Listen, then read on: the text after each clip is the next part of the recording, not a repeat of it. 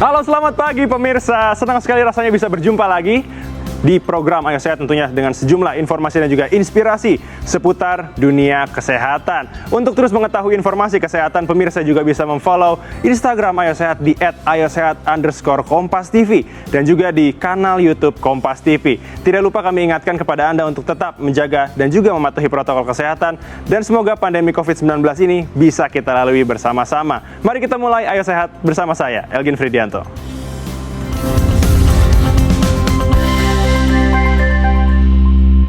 Pemirsa, tanggal 17 April setiap tahunnya diperingati sebagai Hari Hemofilia Sedunia. Hemofilia merupakan penyakit langka yang kerap ditemukan pada masyarakat Indonesia. Meskipun langka, penyakit ini butuh perhatian lebih karena bisa membahayakan dan juga mengancam nyawa. Untuk lebih meningkatkan kesadaran mengenai hemofilia hingga dapat membantu individu penyandang hemofilia untuk hidup lebih sehat, saya akan mengajak pemirsa untuk membahasnya bersama dengan narasumber kami hari ini. Namun sebelumnya, mari kita simak informasinya berikut ini.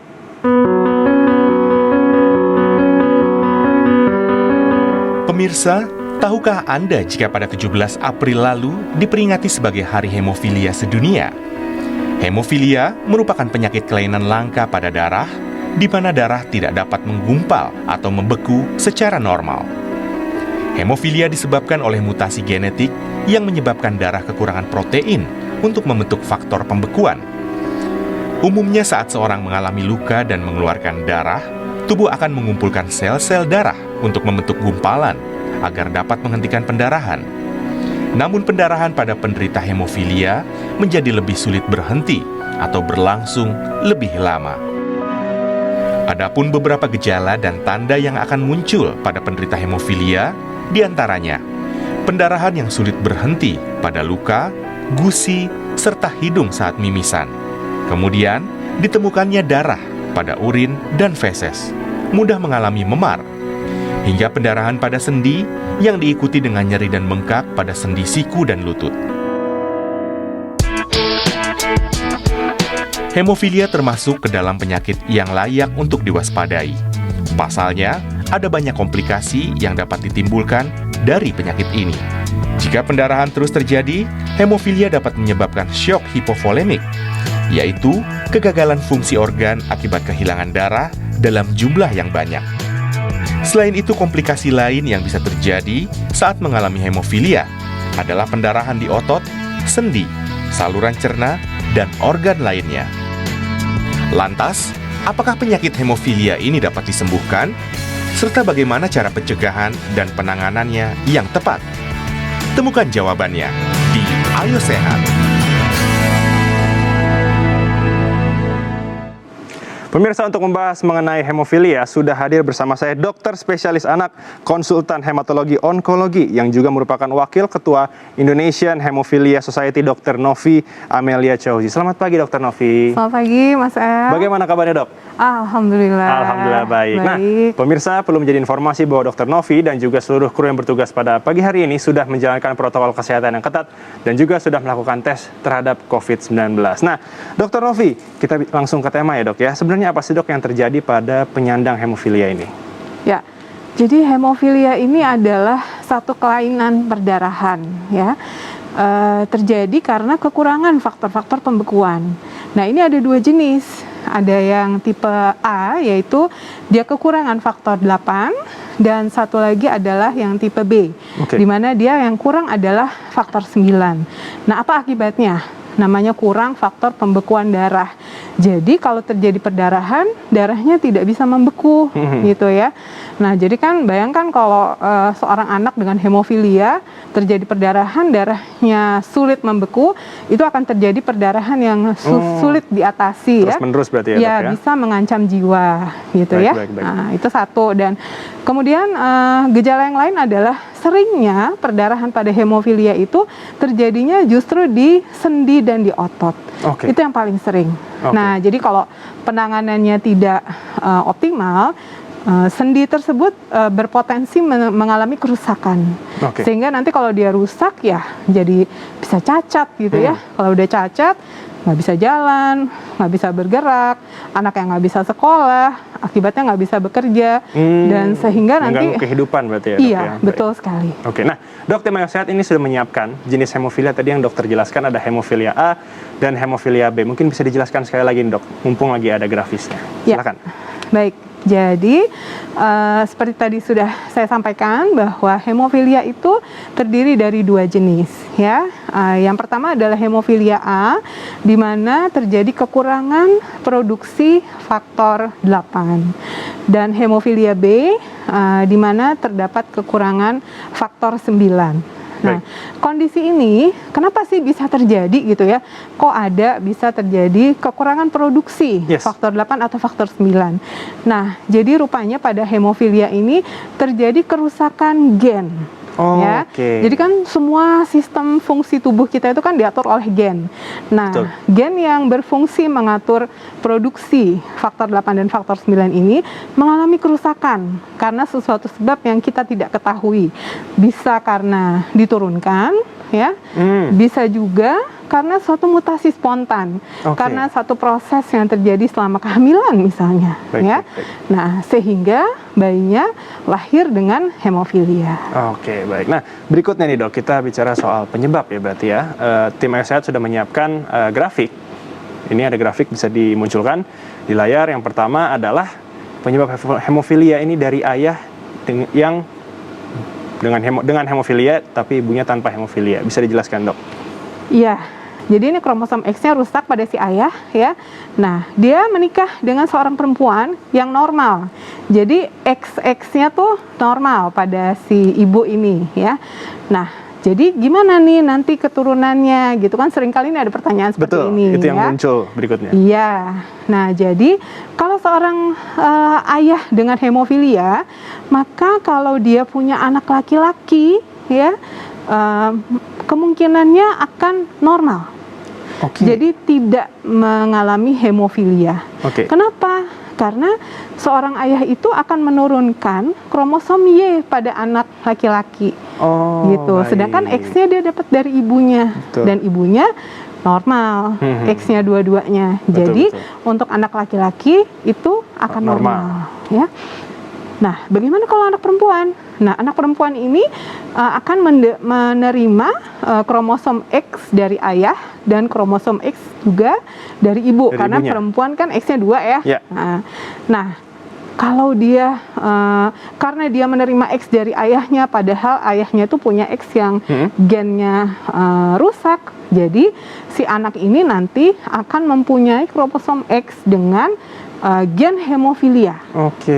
Sehingga si anak ini nanti akan menjadi pembawa sifat. Baik. Kenapa pembawa sifat? Nah, karena dia masih punya X yang satu nih yang normal. Kan kalau perempuan X-nya ada 2 nih. Iya, ada 2 X-nya. Cuma satu yang rusak, masih bisa tercover dengan X yang normal. Dari gen ibunya. Iya, betul. Baik. Jadi biasanya wanita itu pembawa sifat. Baik. Nah, berikutnya nih dok, ini ada penyebab hemofilia. Tadi kita bicara soal ayahnya dengan hemofilia, sekarang kita bicara ibunya dengan hemofilia. Bisa dijelaskan dok? Ya, nah ini agak berbeda sedikit dengan yang tadi ya. Jadi ini ayahnya normal, X-nya normal. Nah, ibunya dia punya satu kromosom X yang membawa gen hemofilia, tapi X yang satu normal gitu ya. Nah, jadi gimana kalau dia punya anak laki-laki? Nah, kalau dia punya anak laki-laki, dia akan menerima satu kromosom X dari si ibu. Terus mau dapat yang mana? Dapat yang normal, apa dapat yang ada gen hemofilia? Kita nggak pernah tahu gitu ya. Itu kuasa yang di atas ya. Benar. Nah, jadi untuk anak laki-laki, peluang untuk menjadi hemofilia itu sebesar 50% pada setiap kehamilan anak laki-laki. Baik. Nah, dok, sebenarnya kasus hemofilia di Indonesia ini apakah tinggi dok? Tapi jangan dijawab dulu, kita harus jeda sejenak. Pemirsa, jangan beranjak dulu karena Ayo Sehat akan segera kembali usai jeda.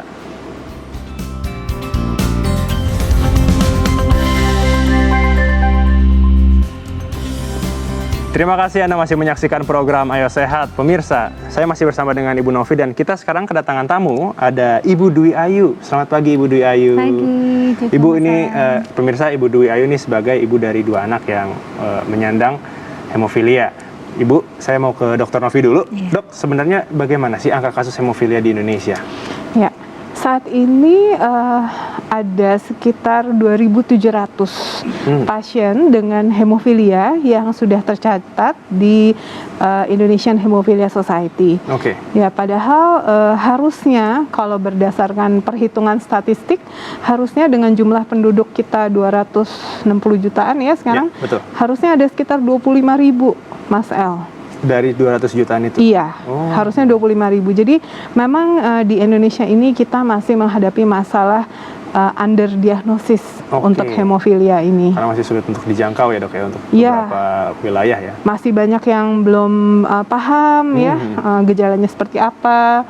Pemeriksaannya juga belum tersedia untuk diagnosis Oh, itu, oke. belum tersedia di semua rumah sakit. Baik, tapi kalau untuk anak diketahui bahwa dia mengidap penyandang hemofilia, itu biasanya pada umur berapa dok?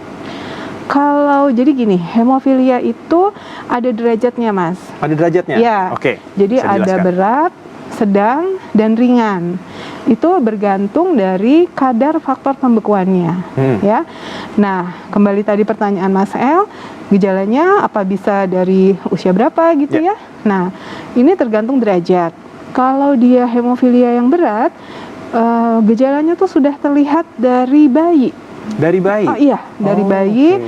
Baik. masih belajar merangkak ya, baru belajar berjalan, itu bisa muncul biasanya tuh timbul memar-memar atau lebam-lebam karena kan bayinya mulai mulai aktif Iya, mulai ya, beraktivitas. banyak gerak gitu ya. Betul. Mungkin dia sedikit terbentur ya, kalau anak bayi lain nggak apa-apa, tapi kalau hemofilia bisa biru besar atau bisa bengkak Oke, gitu.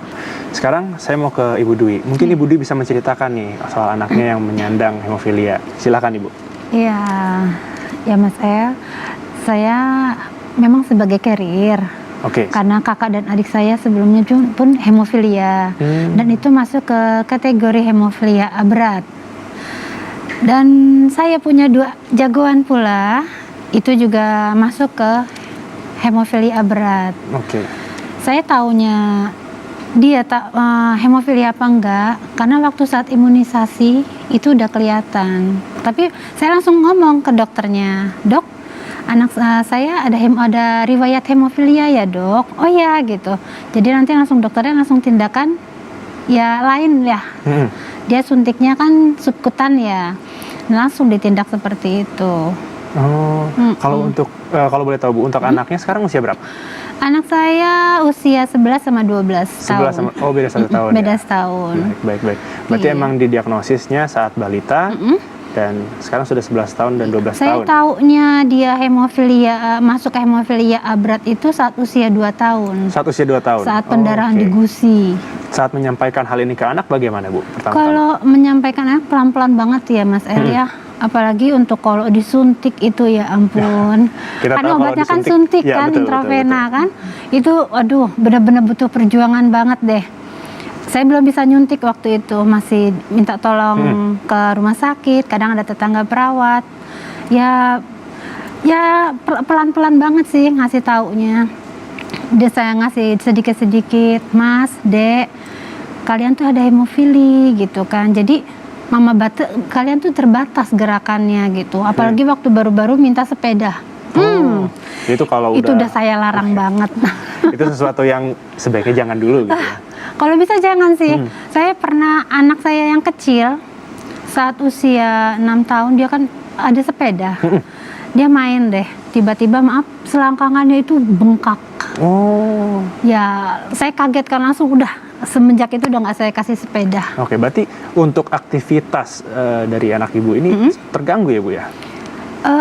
Dibilang ya terganggu ya pasti ya karena saya batasin banget. Dibatasin banget ya? Aktivitas sebenarnya biasa, cuma saya batasin untuk kalau main gitu. "Dek boleh main ya, tapi jangan lari-larian. Dek boleh main ya, tapi jangan jangan sepak bola." Itu yang saya hindarin, sepak bola. Karena namanya jiwa anak laki ya, kadang nyolong-nyolong nih, Betul. main bola, tahu-tahu mah kakinya bengkak. Mah betisnya ngebet mah. Memang benar-benar harus dikasih tahu Dan pelan-pelan sekarang ya, Bu ya? semenjak udah sekolah ya, sekarang kelas 3 dan kelas 4. Ya. Kalau udah sakit, Mah suntik dong. Karena saya sudah bisa kan, alhamdulillah sudah bisa nyuntik sendiri kan. Mah suntik dong gitu. Apa yang dirasa Dek? Jempolnya mah. Kadang yang satu lagi yang besar, mah pahanya hematom. Udah ngerti ya hematom? Oh, oke, iya. oke. Kalau hematom itu kan spontan pendarahan di otot gitu. Iya, iya. Ya, alhamdulillah sih sekarang anak-anak udah mulai ngerti kalau emang Oke. udah dan dirasa, mah suntik dong. Iya. Udah gitu aja paling. Benar-benar. Nah, ini Dok, perawatan di rumah ini sudah bisa dilakukan oleh Ibu Dwi. Tapi sebenarnya kalau untuk perawatan secara garis besarnya mungkin ya, bisa dijelaskan Dok seperti apa biasanya? Ya, jadi gimana caranya? Kalau hemofilia A seperti putrinya Ibu Dwi ya, kita berikan faktor 8. Kalau dia hemofilia B, kita berikan faktor 9 gitu. Nah, gimana caranya? Faktor 8 atau faktor 9 itu harus diberikan sampai saat ini secara disuntik intravena. Jadi masuk pembuluh darah. Baik. Gitu ya. Terus caranya gimana? Kapan dikasihnya gitu? Idealnya kalau di negara-negara tanpa keterbatasan finansial, karena kita udah tahu nih hemofilia dari lahir memang kurang gitu ya faktor pembekuannya, betul. ya harusnya dikasih sejak dia mengalami perdarahan pertama, perdarahan Suatu sendi, diagnosis awal ya? sejak diagnosis awal, terus dia ada perdarahan sendi besar misalnya, itu langsung dikasih dan Oke. dikasih itu secara rutin, Mas El, ya. Baik. Tapi kalau di kita masih belum bisa. Karena memang harga obatnya ini mahal ya. Oke, Jadi baik. di kita ini sampai sekarang kita masih memberikan kalau diperlukan aja. Jadi kalau ada perdarahan, ada bengkak, baru dikasih. Nah, kita berharap ke depannya ini bisa berubah tentunya ya. Bisa kita berikan juga pencegahan atau istilahnya tuh kalau di hemofilia tuh profilaksis gitu ya. Karena dengan kita memberikan profilaksis, anak-anak ini bisa beraktivitas sehari-hari dengan lebih terlindungi. Karena kadar faktor 8 dan faktor 9-nya itu kita buat sedikit lebih tinggi gitu. Nah, ini khusus untuk yang tipe yang berat. Karena kalau yang berat ini kan di bawah 1% loh. Iya, betul. Jadi sedikit sekali kadarnya gitu ya. Mudah sekali dia mengalami perdarahan sendi, perdarahan otot atau perdarahan yang lainnya. Oke, baik. Nah, Dr. Novi, Ibu Dwi, kita harus jeda sejenak dulu nih. Pemirsa, jangan beranjak dulu karena Ayo Sehat akan segera kembali usai jeda.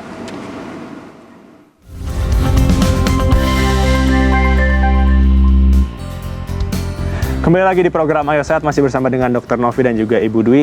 Saya mau ke Ibu Dwi dulu. Ibu Dwi mungkin bisa disampaikan ke pemirsa Ayo Sehat mungkin yang sama-sama sedang berjuang dengan hemofilia. Silahkan Ibu.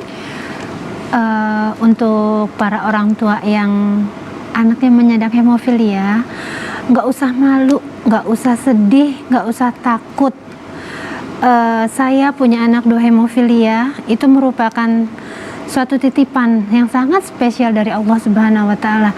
Jadi kita jaga baik-baik, kita ikuti instruksi apa kata dokter, rajin kontrol, dan kalau anak kita ada apa-apa, ayo kita saling menguatkan gitu.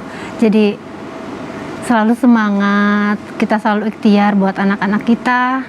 Biar anak kita bisa sehat juga seperti anak-anak yang lain. Itu aja. Ya, Dok ya. Baik. Terima kasih Ibu Dwi. Nah, Dr. Novi, sebenarnya kalau bicara soal anak-anak, kan mereka kan sangat apalagi ngelihat teman-temannya ingin beraktivitas normal.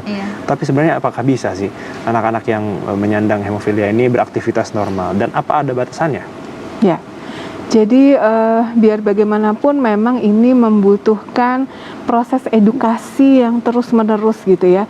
Dan itu harus melibatkan semua pihak. Jadi kita nggak mungkin menjelaskan kamu sakit hemofilia pada seorang anak umur 2 tahun misalnya.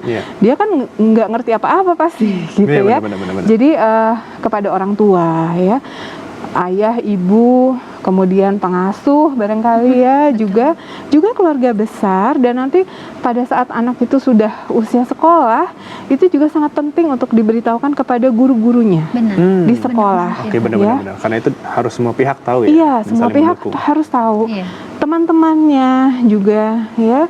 Dan pasti seiring dengan bertambahnya usia si anak itu juga pelan-pelan diajarkan bahwa kamu ada hemofilia itu apa gitu ya, dan supaya dia memahami gitu ya, memahami apa sih yang boleh, apa sih yang nggak boleh, yang boleh saya lakukan, apa yang tidak boleh saya lakukan.